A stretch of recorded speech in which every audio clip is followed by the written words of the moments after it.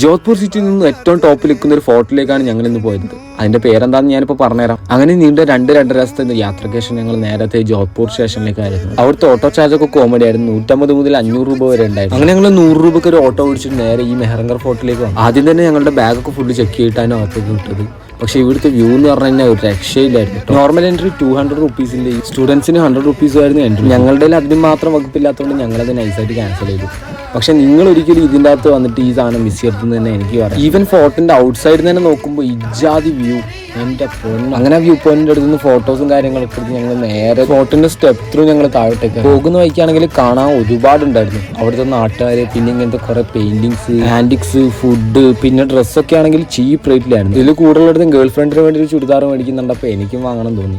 ആർക്ക്? Girl ഫ്രണ്ടിനല്ല, എൻ്റെ ഉമ്മാക്ക്. വെറും 250 റുപ്പീസിനാണ് ഈ ഒരു ടോപ്പ്. മാത്രമല്ല അടുത്ത ഷോപ്പിങ്ങിലേക്ക് ഞങ്ങൾ പോകുന്ന ക്ലോക്ക് ടവറിലേക്കാണ്. അപ്പോൾ അടുത്തൊരു വീഡിയോ ഇടുന്നേരം ബൈ.